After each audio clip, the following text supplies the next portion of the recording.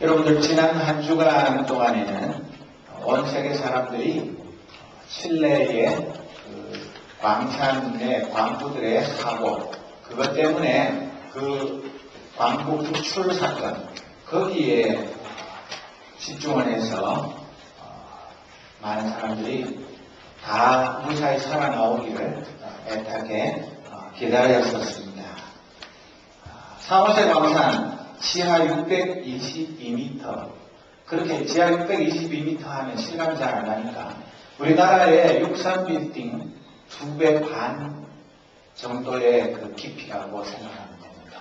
63빌딩 밑에 서면 위가 가득하게 보이는데, 그런 높은 빌딩 2배 반이나 되는 깊은 곳에 69일 동안 갇혀있던 사람들이 무사히 구출되리라고는 아무도 상상하지 못했습니다.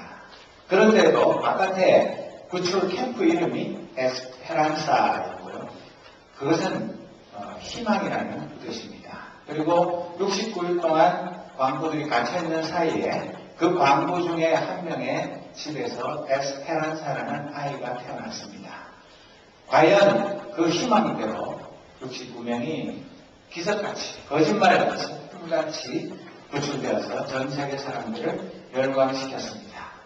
졸지에 평범한 광부였던 사람들이 영웅이 되고 돈방석위에 앉는 그런 행운을 거머쥐게 되었습니다. 그러나 이것은 백에 하나 천에 하나 있을 법한 그런 일이고, 지금도 중국이나 에콰도르 같은 데서는 광부들이 상관에서 일하다가 경도가 무너져서 언제 죽을지 모르는 그런 위기 속에서 또 다른 기적을 애타게 기다리는 사람들이 많이 있습니다.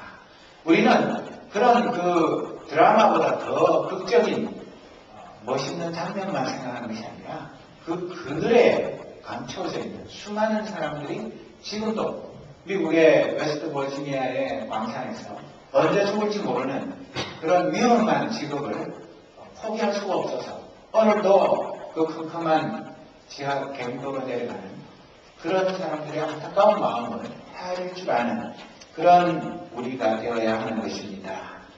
그래서 정말 빛보다는 그들 속에, 어둠 속에서 고통당하는 이웃들, 그들과 함께 계신 예수 그리스도를 우리가 발견하고 그분과 함께 하나님의 역사를 이루어내는 그런 저와 여러분이 되기 위해서 오늘 이 하나님의 말씀을 묵상하는 것입니다.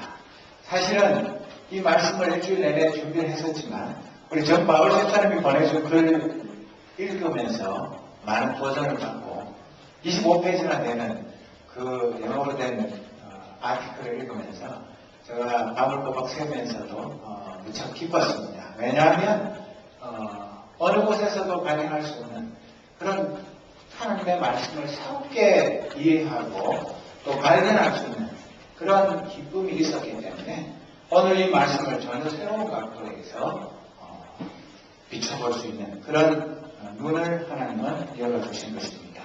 우리가 잘 아는 이 여호수아 9장과 10장의 이야기는 너무나 평범한 이야기입니다. 우선 오늘 읽은 여호수아 10장의 내용에는 보면 아모리 연합군이 기브온을 기습 공격한 사건으로 시작합니다. 9장에는 그 이스라엘 백성들이 남부 정복 전쟁을 하는 데 있어서 제일 먼저 여리고성을 무너뜨리고 그 다음에 훨씬 고지대에 있는 아이성을 점령하고 난 다음 코스가 바로 기브온인데, 그 기브온에 살던 사람들이 자기들이 앞서서 여리고성이나 아이성에 있는 사람들처럼 전멸당하지 않기 위해서 아이디어를 짜내어서 그들이 멀리서 온 사람들처럼 위장을 해서 이스라엘 사람들을 속이고 이스라엘 사람들과 평화조약을 맺었습니다. 그 평화조약이 사흘 만에 들통이 났습니다. 이 기본 사람들이 참 멀리 사는 사람이 아니라 바로 다음 공격 목표인 것을 알게 되었을 때 여호수아를 비롯한 이스라엘 사람들이 굉장히 화를 내면서 이 사람들을 저주하면서 왜 너희들이 우리를 속였느냐, 자기들이 속아놓고 이 사람들을 원망하면서 너희들은 앞으로 우리 백성들, 이스라엘 백성들을 섬기는 종이 되어서 물을 깃고 나무를 해오는 그런 험한 일을 하게 될 것이다. 그렇게 말했습니다.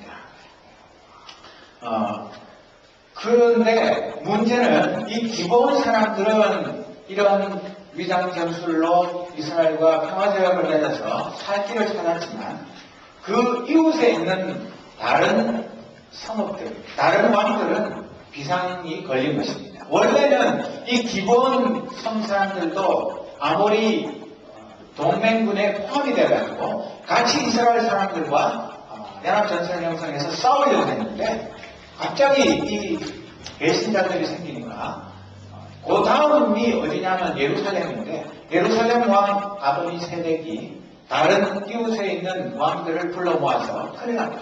우리가 먼저 배신자 기본을 치고 그 여세를 몰아서 우리를 향해서 공격해온 저 이스라엘 분들을 무찌르자. 그렇게 선동을 해서 빨리 그 연합군을 모아서 기본성을 공격하게 된 것입니다. 여러분 지도를 한번 보시면 훨씬 더 잘 알 수가 있는데 저기에 길갈에서 기본으로 빨간 표시가 되어 있는 것은 이스라엘 군들이 기본을 구출하기 위해서 출동한 것입니다.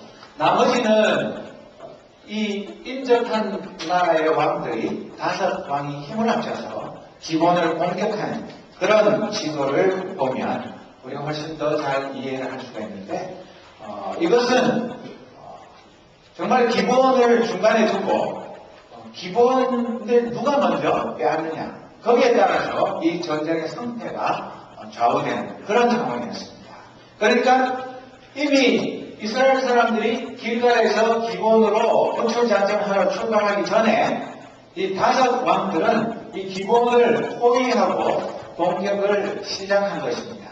거기에 놀란 기본 사람들이 자기들을 살려달라고 여호수아에게 SOS를 보낸 것입니다. 그래서 이 이스라엘이 전군을 동원해서 감을 세워서 이 기본이 함락되면 큰일 나니까 밤새워 달려가가지고 이 5왕들의 연합군과 전쟁을 벌이게 된 것입니다. 이스라엘도 물러설 수 없고 나머지 5왕들도 만약에 이 전쟁에서 패하면 자기네 나라들도 다 망하게 되어 있는 절대로 물러설 수 없는 중요한 전쟁입니다. 그리고 이스라엘 백성들도 여리고 전투나 아이 전투와는 달리 이것은 다른 5왕들과의 전면전이기 때문에 지금까지 한 전투와는 상황이 전혀 다른 그런 중요한 전쟁을 치르게 된 것입니다. 그래서 여호수아도 전군을 이끌고 와서 마치 그 이스라엘 연합군들이 상상도 하지 못한 그런 빠른 속도로 진격해서 기습 공격을 하게 된 것입니다. 그럴 때에 하나님은 이스라엘과의 약속을 지키셨습니다. 하나님은 아브라함으로부터 모세, 여호수아와 언약을 맺으셨는데 그 언약을 한 번도 어기신 적이 없이 잘 지켜주셨습니다. 여호수아도 일단 1절에서 9절에 내가 가는 곳마다 내가 함께 가고 너보다 앞서가서 적들을 물리쳐주겠다. 그리고 너를 만날 자가 아무도 없게 해주겠다. 그렇기 때문에 조금도 두려워하지 마라. 너는 좌우나 우로나 치우치지 않고 하나님의 말씀대로 똑바로 나아가기만 하면 저 가나안 땅을 너희들의 손에 붙이겠다. 그렇게 약속을 하셨고 그리고 그 약속대로 그 요단강을 흙지처럼 건너가게 하고 여리고 성을 무너지게 하시고 또 아이성 전투에서 처음에는 실패했지만 두 번째 공격에서 넉넉히 이기게 하시고 마침내 이 기본 사람들이 미리 겁을 먹고 항복을 하게 하셨습니다. 그리고 이번 전투에도 하나님은 함께 하시겠다고 분명히 약속을 하셨습니다. 그리고 이 성경 말씀에 나오는 기도에 대해서 많은 사람들이 이야기를 합니다. 이 12절부터 13절, 12절에 있는 아주 간단하게 적혀있는 기도 이것이 여호수아의 기도인데 여러분 12절 다시 한번 볼까요? 12절 말씀에 여호수아가 뭐라고 기도했습니까? 12절을 보여주십시오. 따옴표 있는 데만 같이 읽어보겠습니다. 시작.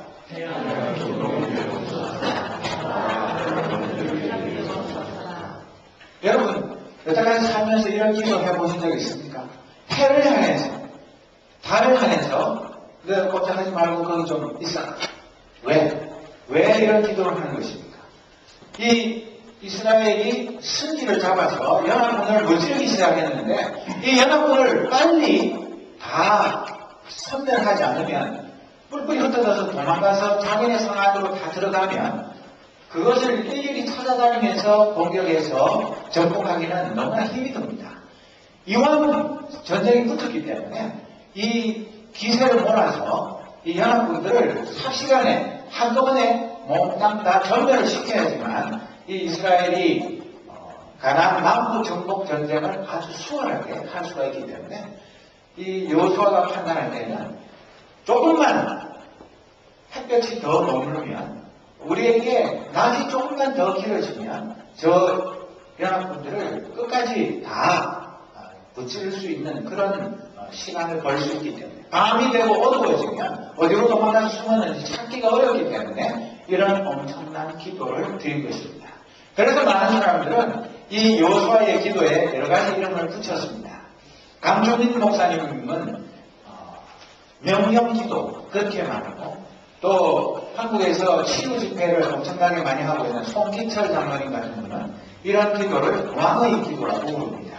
그리고 기도라는 명절을 쓴 리처드 포스터는 이 기도를 권세 있는 기도 그렇게 부릅니다. 그래서 많은 사람들이 봐라, 이 여호수아와 같은 믿음을 가지고 이런 담대한 기도를 우리도 드려야 한다. 그렇게 우리를 자극하고 격려합니다. 그러나 저는 그런 기도를 우리도 드려야 한다고 여러분들에게 말씀드리고 싶지는 않습니다. 왜?